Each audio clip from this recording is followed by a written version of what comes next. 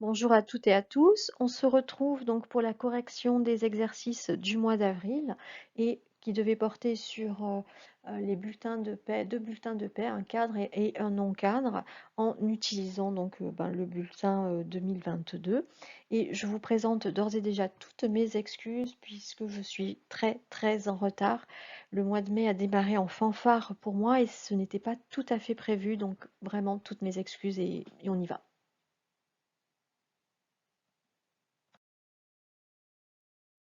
Donc, nous allons commencer par voir ensemble la correction du petit QCM que je vous avais placé dans l'onglet communauté.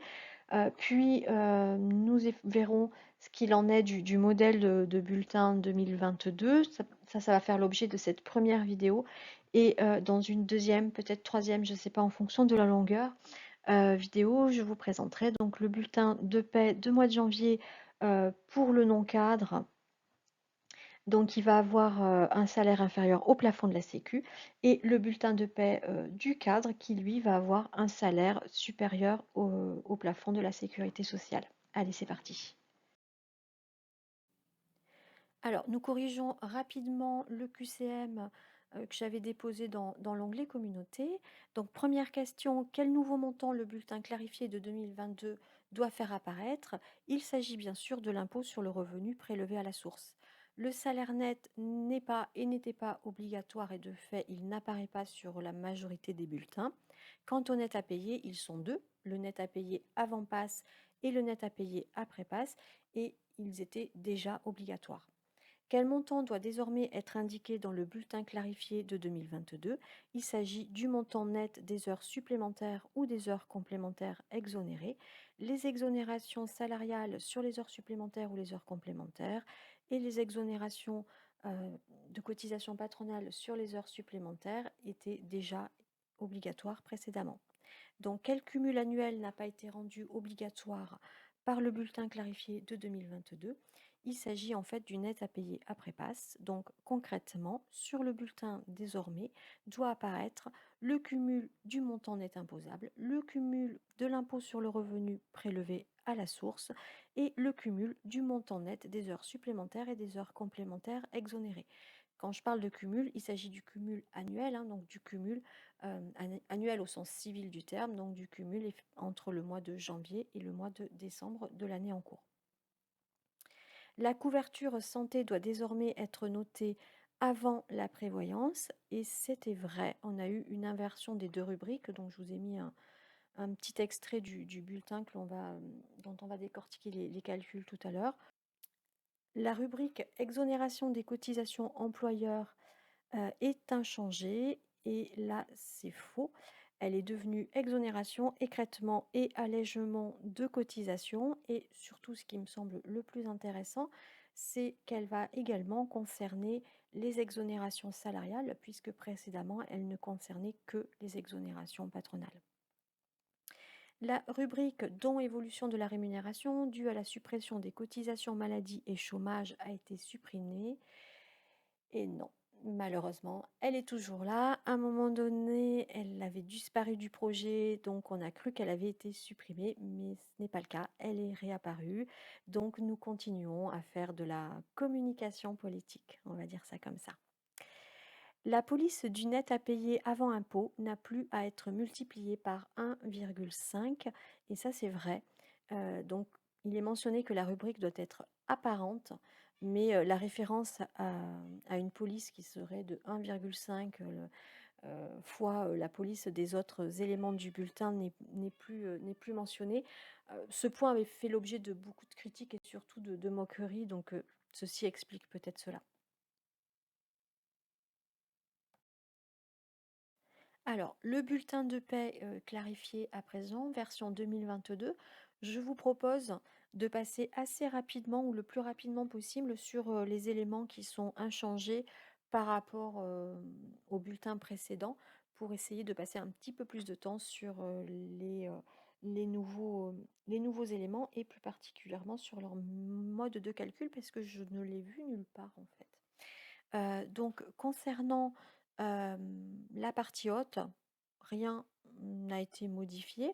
Vous voyez en gras les éléments obligatoires, donc la période concernée, donc du 1er janvier 2022 au 31 janvier 2022 par exemple, la date de paiement, donc le 31 janvier 22 par exemple également. Les informations employeurs, donc société ou établissement lorsque la société a plusieurs établissements. Donc sa désignation, son adresse complète, son code NAF ou APE, le SIREN. Le SIRET, même si on le mentionne la plupart du temps, n'est pas une obligation. De même, les références URSSAF ou MSA ne sont plus une obligation depuis plusieurs années sur le bulletin de paie, bien sûr. La CCN, par contre, applicable, elle, doit impérativement être mentionnée. Et à défaut, on note les articles du Code du travail relatifs à la durée des congés payés et au préavis. Donc cet élément sur l'article du Code du travail, je vous le donne, mais je pense que c'est à titre anecdotique, parce qu'il y a plusieurs années de ça déjà, Heu, il n'existait que 2 secteurs d'activité qui ne bénéficiaient d'aucune convention collective, dont le secteur de l'insertion par l'économique, si ma mémoire est bonne, et il était question de les rattacher à des conventions existantes et donc j'espère pour eux que cela a été fait depuis. Concernant les salariés, ben, les seules informations obligatoires sur le bulletin de paie, même si ce ne sont pas souvent les seules informations que nous notons parce que, ben, c'est quand même bien pratique d'avoir, adresse, code postal et cetera. Mais les seules informations obligatoires sont le nom, alors le nom de naissance, hein, attention, et le prénom. Toutes les autres informations ne sont pas obligatoires sur le bulletin de paie. Ça ne veut pas dire que nous ne devons pas les collecter. Ces informations sont obligatoires en grande partie lorsqu'on va faire les transmissions pardon, des DSN et nous avons des responsabilités au niveau des ressources humaines qui font que nous allons devoir aussi les collecter et les présenter si besoin. Autre information obligatoire concernant cette fois-ci, plutôt, le travail, enfin le poste, du salarié et la relation à l'employeur, il va s'agir de la classification conventionnelle, de sa catégorie ou de son niveau hiérarchique et de l'emploi exercé. Donc pour les personnes, heu, qui découvrent, on va dire, la paye et qui ne verraient pas trop la différence entre classification et catégorie, la classification conventionnelle, elle est mentionnée dans la convention collective, elle est différente pour chacune des conventions collectives et elle renvoie au niveau d'autonomie ou de responsabilité du salarié dans son poste. Donc ça va être par exemple coefficient 150 M, niveau 4, échelon 5. Voilà, ce genre d'indication. Concernant la catégorie, le niveau hiérarchique, eh bien, on va mentionner si le salarié est cadre, ou non cadre, donc agent de maîtrise, technicien, employé, ouvrier, et cetera. Et l'emploi renvoie au métier, exercé, hein, donc je sais pas moi, ça peut être vendeur de chaussures, chauffeur, que sais-je encore. Les informations relatives aux mentions, au plafond mensuel, SMIC mensuel, durée mensuelle, sont des informations que j'ajoute à titre personnel parce qu'elles ont leur intérêt, je trouve, d'un point de vue pédagogique pour calculer justement bah, les plafonds, les cotisations les taux de cotisation pardon, à appliquer, etc. Mais ce ne sont pas des éléments obligatoires. Les éléments de rémunération, eh bien, on retrouve les éléments de rémunération habituels, salaire de base, les heures majorées, donc ce peut être le plus souvent heures supplémentaires, heures complémentaires, mais ce peut également être des heures de travail de nuit, des heures de travail de dimanche. Travail de nuit, travail du dimanche, par exemple, ne sont pas obligatoirement majorées, contrairement à ce qu'on croit parfois, mais elles peuvent l'être. Et lorsqu'elles le sont, elles doivent apparaître sur une ligne séparée, un peu comme les heures supplémentaires ou complémentaires. Ce peut être évidemment tout ce qui est prime, astreinte, complément, avantage en nature, donc on va dire les accessoires au salaire, comme le définirait le Code du travail, mais ça va être aussi bien sûr les déductions de salaire pour absence et toutes les indemnités, indemnisations, éventuels compléments que l'employeur va verser pour compenser bah, la perte liée à l'absence. Donc voilà pour la partie, on va dire, haute du bulletin. Concernant donc les contributions et cotisations, comme précédemment, on retrouve les cinq grandes catégories, santé, accident du travail, maladie professionnelle, retraite, famille, sécurité sociale, assurance chômage et puis les autres cotisations par la suite. Donc pour la santé, première petite modification comme on l'a déjà évoqué.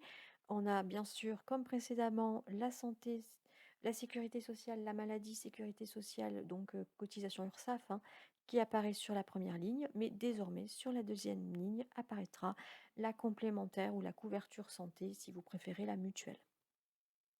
Et ce n'est qu'ensuite qu'apparaîtra la complémentaire incapacité, invalidité, décès, dit autrement, et de façon dans le langage courant, la prévoyance. On a donc ici une inversion, inversion que, à titre personnel, mon logiciel de paie n'a pas effectuée. Je ne sais pas du tout ce que je risque, mais j'aimerais bien le savoir. Accident donc du travail, maladie professionnelle, ben, comme précédemment.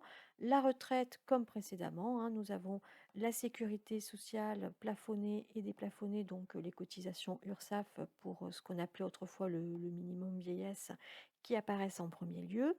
Puis regrouper ensemble et de façon obligatoire la complémentaire, enfin la retraite complémentaire tranche 1, éventuellement tranche 2, donc retraite complémentaire versée encore pour l'instant, aux caisses de retraite, donc Agirc Arco dont, on dépend, et qui normalement, si tout se passe bien, au 1er janvier 2023 devrait être transféré, aux URSSAF. Donc, dans ces retraites complémentaires, on a regroupé donc la retraite complémentaire au sens strict et la contribution d'équilibre général. On a éventuellement la contribution d'équilibre technique qui, elle, ne sera due que si le salarié cotise sur la tranche 2 en fait. Donc si le salarié perçoit plus que le plafond mensuel. Et potentiellement, si c'est prévu par la convention ou par un accord, voire décision de l'employeur, nous pouvons avoir une retraite supplémentaire. Donc famille, sécurité sociale, eh ben, il s'agit tout simplement de la cotisation CAF réglée par l'employeur. L'assurance chômage, donc elle va porter sur les tranches A et B, même si je ne l'ai pas noté ici. Et j'ai regroupé, mais là ce n'est pas une obligation, c'est un choix qui nous est laissé. J'ai regroupé la cotisation chômage stricto sensus et la cotisation donc à l'AGS, hein, AGS qui est, comme vous le savez peut-être, une assurance que doit prendre obligatoirement l'employeur pour assurer les paiements des salaires si lui-même devait être à un moment donné en cessation de paiement. Et potentiellement, en tout cas pour les cadres, nous avons donc l'APEC qui, même si elle apparaît avec l'assurance chômage, pour l'instant est versée aux caisses aux caisses Agirc Arrco. Hop, nous avons ensuite donc autre contribution due par l'employeur, donc c'est un petit peu, une rubrique fourre-tout dans laquelle on va noter toutes les contributions dues uniquement par l'employeur et qu'il est impossible de caser ailleurs. Donc concrètement, dans la majorité des cas, attendez, hop, je vais faire ça, ça sera peut-être mieux. Dans la majorité des cas, suivant la taille de l'entreprise, nous allons avoir la contribution solidarité autonomie qui permet, qui correspond en fait à la journée de solidarité, hein. L'employeur reverse via cette contribution la journée de solidarité effectuée par le salarié. La contribution au dialogue social, donc là, c'est le financement des syndicats salariés. La cotisation FNAL, donc en totalité pour les entreprises de 50 salariés et plus, mais limitée au plafond mensuel de la sécurité sociale pour les entreprises inférieures à 50 salariés, et qui va être de 0,5 lorsque l'entreprise aura 50 salariés et plus, et qui sera limitée à 0,10 lorsque l'entreprise aura moins de 50 salariés. Pour la petite histoire, c'est, cette cotisation FNAL, donc logement en fait, hein, qui explique, pardon, la différence de valeur T, lorsqu'on calcule la réduction sur les charges patronales. On a une différence de 0,40, et ben, cherchez pas, elle est là, c'est elle. Nous avons potentiellement la mobilité, transport, versement de transport, ancien nom. qui va concerner donc les agglomérations, qui ont des services de transport, urbain, périurbain. Pour les entreprises de plus de 11 salariés, enfin 11 salariés et plus, pardon, nous allons avoir un forfait à 8% sur, la part patronale de mutuelle, hop, celle-ci. La part patronale de mutuelle et la part patronale de prévoyance, uniquement. Donc la base ici, ça sera ces 2 éléments-là. Et potentiellement, alors là, concerne toutes les entreprises, mais si nous avons par exemple, ça ne concerne pas que la retraite supplémentaire, mais si la retraite une cotisation, pardon, retraite supplémentaire était prévue, eh bien, on aurait un forfait social à 20% sur la part patronale de retraite supplémentaire. Donc, nous avons ensuite la construction, donc participation à l'effort de construction pour les entreprises de plus de 50 salariés, sauf si l'entreprise a directement investi. Et nous avons donc l'apprentissage et la formation que je n'ai pas regroupé parce que c'est plus facile ainsi, mais j'aurais dû, puisque comme vous le savez certainement, désormais, ces deux cotisations sont collectées par l'URSSAF et elle porte le nom de contribution unique à la oui, à la formation professionnelle et à l'alternance, si je ne me trompe pas. Donc le taux pour l'apprentissage est de 0,68 quoi qu'il arrive et le taux pour la partie formation, va être de 1 pour les entreprises de 50 salariés et plus et sera réduit à 0,55 pour les entreprises de moins de 11 salariés. À ces contributions, donc, peuvent s'ajouter, d'autres, contributions comme par exemple la taxe sur les salaires pour les sociétés qui, ne collectent pas la TVA ou, ben, la contribution, due lorsqu'un salarié est mis à la retraite, par exemple. Hem, donc vraiment, il s'agit de regrouper, toutes les contributions, patronales, et uniquement, hein, patronales qui ne trouvent pas leur place ailleurs.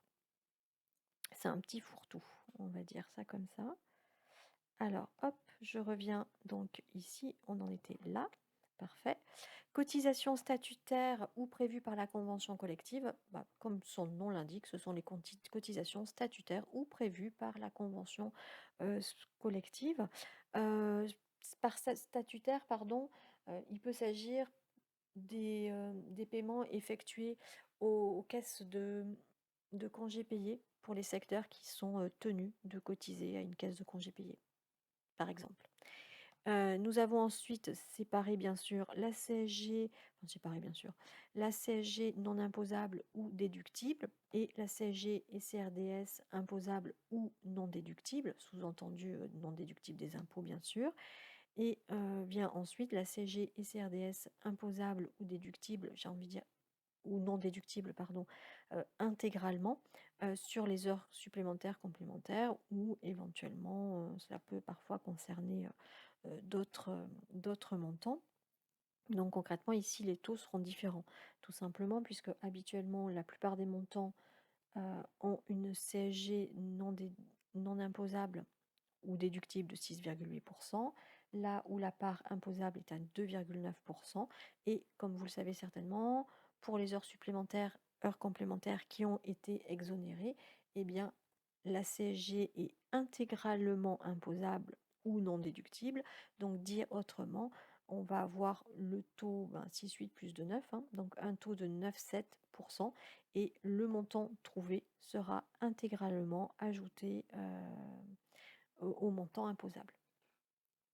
Donc voilà, donc là je vais un petit peu plus loin que ce que j'avais prévu, c'est pas grave. Et vient ensuite donc la fameuse ligne exonération, écrêtement et allègement de cotisation. Concernant la part patronale, ben, c'est un petit peu comme précédemment. Donc on va trouver dans la majorité des cas la réduction sur les charges patronales, ex-réduction Fillon, mais on pourrait trouver d'autres composantes, d'autres éléments. C'est le cas, je crois, dans les DOM-TOM, en fait, où il existe des réductions spécifiques. Je ne m'y connais pas trop, mais il me semble que c'est le cas. Ça peut être le cas aussi dans certaines zones, où on appliquerait des contrats, dits aidés. Aidés qui ont, en métropole, quasiment disparu, en fait. Concernant donc la part salariale, alors ça, c'est la alors grande nouveauté, n'exagérons rien, mais c'est nouveau, on va dire. Alors, il faut savoir que cette cellule n'est pas obligatoire, on n'est pas obligé de la compléter, mais elle concernerait a priori, d'après ce qui nous a été indiqué, les exonérations salariales, notamment sur les heures supplémentaires ou les heures complémentaires. Ce qui, à titre très personnel, mais pour des raisons purement pédagogiques, ne m'arrange pas plus que ça, puisque cela va consister à noter un montant ici global, alors que précédemment, je ne sais pas si je l'ai conservé ou pas. Non, c'est pas celui-ci, pardon. Voilà. Précédemment, en fait, ben, je notais tout simplement une ligne complète avec les exonérations, ce qui permettait de noter la base, le taux qui n'est pas toujours de 11,31 et de fait la part salariale. Voilà, c'était plus détaillé, mais bon, c'est pas très grave, hein, on peut toujours indiquer évidemment le détail des calculs. Je devrais survivre. Donc concernant le net à payer avant impôt sur le revenu, donc nous n'avons plus cette obligation concernant la taille, heu, mais il doit être effectivement apparent et on arrive enfin à ce qui nous intéresse vraiment le plus, ces histoires de montant net imposable, d'impôt sur le revenu, prélevé à la source et de montant net des heures supplémentaires, heures complémentaires. Et notamment, à mon avis, ce qui doit intriguer le plus certains d'entre vous, dites-moi si je me trompe, c'est la différence entre le montant net imposable et la base des impôts sur le revenu prélevé à la source. Eh bien, dans la majorité des cas, ce sera le même montant. Et c'était le cas précédemment, puisque précédemment, ce montant net imposable apparaissait, hein, déjà sur le bulletin, vous voyez, il est blanc, il n'est pas rosé, mais il apparaissait ici à la place de la base, si je puis dire. Ça posait un problème quand on avait par exemple des IJSS subrogés. Pourquoi? Parce que le montant net imposable doit mentionner la part du salaire qui va être imposée et uniquement la part du salaire qui va être imposée. Donc, il ne doit pas contenir le montant des IJSS, même subrogés, puisque c'est la CPAM qui fait la déclaration, si je puis dire, euh, aux impôts directement. Donc, si l'employeur fait également la déclaration, on va avoir le montant qui va être multiplié par 2, ça va pas être jouable. Par contre, c'est là où c'est un petit peu paradoxal, et c'est lié à la situation, c'est la CPAM qui fait la déclaration, mais lorsque les IJSS sont subrogés, c'est l'employeur qui verse le montant, en fait. Et vous voyez bien que de fait, dans ce cas-là, la base ici sur les impôts ne sera pas la même. Ça va être bah, le montant imposable, plus par exemple la part des indemnités de sécurité sociale qui va être soumise à impôt. Ensuite, le taux, comme vous le savez certainement, nous est transmis par la DGFiP. On doit le télécharger via ce qu'on appelle un CRM, le CRM métier tous les 2 mois minimum. J'ai tendance à dire que ce serait bien de le faire quand même tous les mois. C'est assez rapide, hein. Il arrive en général vers le 25 du mois et c'est l'affaire d'un clic. Autant souvent on dit la paye c'est un clic, j'ai envie de dire non, autant là oui, là c'est des clics. Donc c'est quand même mieux de le télécharger et bah, le montant du mois, ça sera forcément la base fois le taux, tout simplement. Et le cumul annuel, eh bien ça sera l'addition de tous les mois, enfin ça c'est vrai pour tous les cumuls, de tous les mois, civils de l'année. Donc bah, en janvier, ça sera uniquement le mois de janvier, en février, ce sera janvier plus, février et ainsi de suite, jusqu'au mois de décembre et en janvier qui suit, on repart à zéro, si je puis dire. Donc voilà, juste concernant le montant net imposable, dans les cas les plus simples, on va dire, le montant net imposable va être égal au salaire, brut du mois, moins les cotisations, plus la part patronale de mutuelle, que je ne me trompe pas. Oui, et uniquement de mutuelle, on n'ajoute pas la prévoyance, on l'ajoute pour la CSG, on ne l'ajoute pas pour les impôts. Plus, la CSG, CRDS, imposable ou non déductible. D'où le fait qu'on distingue les deux CSEG. Je vais peut-être pas vous donner là tout de suite la formule lorsqu'on a des heures supplémentaires. Je pense qu'il vaut mieux. Alors, je crois que je l'avais précédemment donné, mais je préfère vous donner redonner peut-être un petit exercice. Alors, soit sur les heures sup, soit sur les heures complémentaires, puisque le principe va être le même et que les heures sup, je les ai déjà largement traitées. Plutôt que de le faire comme ça de façon théorique, je ne suis pas sûre que ce soit très efficace. Donc, enfin voilà, dites-moi si ça vous intéresse qu'on refasse des bulletins complets sur heures complémentaires ou qu'on fasse le bulletin de l'exercice sur les salaires qui avaient été calculés précédemment. Je crois que c'était au mois de mars, avec des IJ qui étaient versés de façon à voir un petit peu ce qui pourrait se passer ici, de ce côté-là. Et concernant donc le montant net des heures complémentaires exonérées, alors honnêtement, ça m'a pris un temps fou au mois de janvier pour le trouver. Je Nulle part j'ai trouvé l'explication, on va dire, simple, et les impôts sont pas connus pour être simples. Je finis par y arriver, il vaut mieux tard que jamais.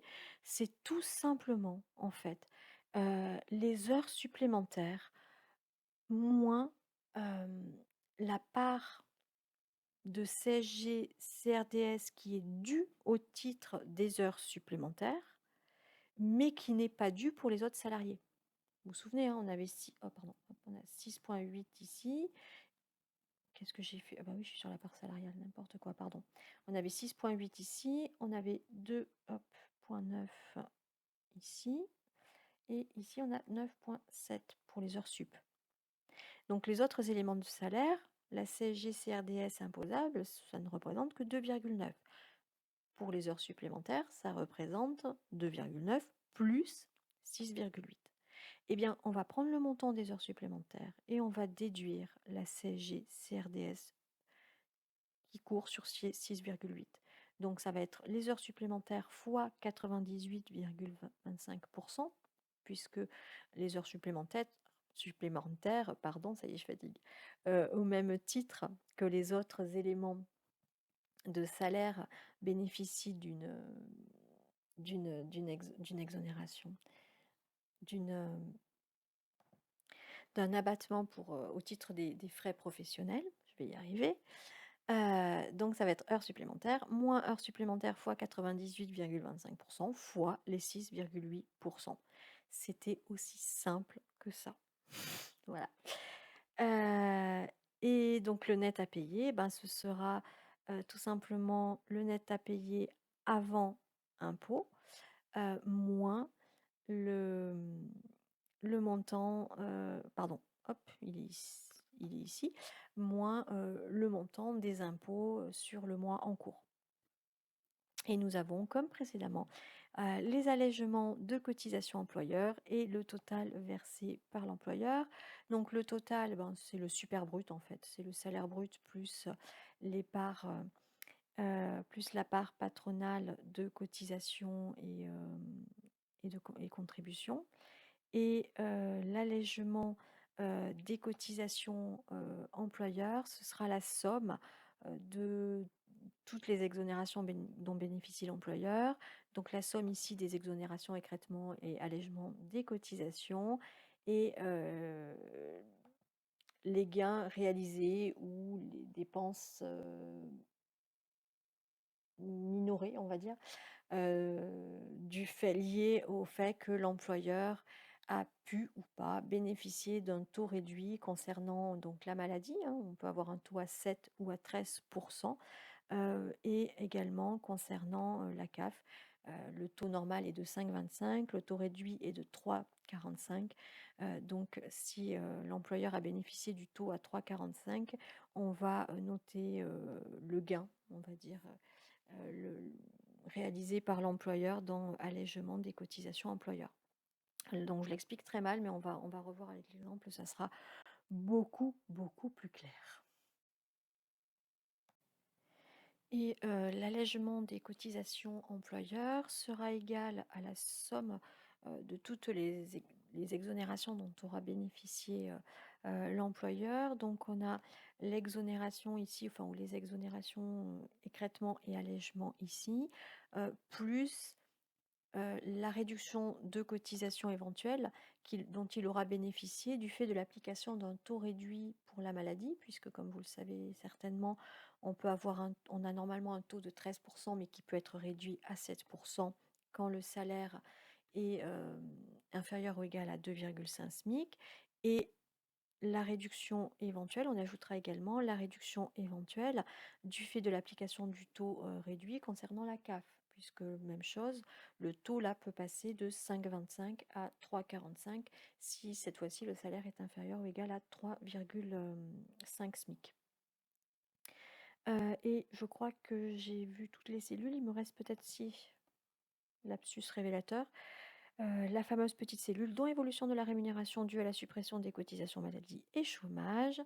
Eh bien, tout simplement, on note la base maladie ici fois 0,75% qui était le taux appliqué précédemment pour la cotisation salariale sur la maladie, à laquelle on va ajouter la base chômage fois 2,4% puisque c'était le taux appliqué donc pour les cotisations salariales sur le chômage, et on va déduire une base CSG à 1,7% puisque cette dernière a été revalorisée. Donc le tout permettra d'obtenir l'évolution de la rémunération. Étant entendu, puisqu'on fait de la communication politique, je vais en faire jusqu'au bout, étant entendu que supprimer des cotisations pour ajouter des contributions, même si pour monsieur et madame tout le monde c'est la même chose, ce n'est pas le cas. Il faut savoir que les cotisations maladie précédentes ou chômage précédentes ne pouvaient servir à financer que ce pourquoi elles étaient perçues, à savoir la maladie ou le chômage, et elles étaient gérées par ce qu'on appelle les partenaires sociaux, donc représentants des employés et des salariés. Une contribution, c'est une forme d'imposition.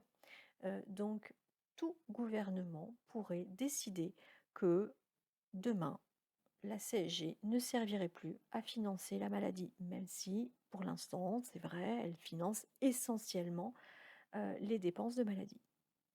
Mais tout gouvernement est maître de son budget, et on pourrait voir cette somme partir ailleurs. Donc non, ce n'est pas neutre. Oui, il y a eu une petite évolution du salaire, mais on a eu aussi au passage la confiscation, si je puis dire, du pouvoir qui était dans les mains des représentants des salariés et des employeurs par le gouvernement. Et ça, c'est noté nulle part dans le bulletin de paye. Donc ceci étant dit, vous en parlez pas à l'examen, hein, surtout, on est d'accord, hein. Moi, je peux me le permettre, enfin, je sais pas si je peux, mais je me le permets. Mais c'est pas le genre de choses qu'on va évoquer dans le cadre d'un examen, ni bon, milieu professionnel. J'ai juste mon petit caractère et qui transparaît. Ceci étant dit, prochaine vidéo, parce que là, je pense pas que je puisse le faire sur la même vidéo. Eh bien, nous repartirons sur les énoncés et nous pourrons faire la correction donc du bulletin non cadre et du bulletin cadre. Et peut-être qu'on ajoutera, vous me direz, des bulletins avec heures supplémentaires, comme j'évoquais, éventuellement avec IJSS, pour voir ce qui se passe vraiment de ce côté-ci, puisque avec l'exemple que j'ai donné, bah, il ne se passe rien du côté évidemment du montant des heures supplémentaires exonérées, ni du côté du net imposable et de l'impôt prélevé à la source. On a exactement le même montant. Eh bien voilà, fin de la première partie.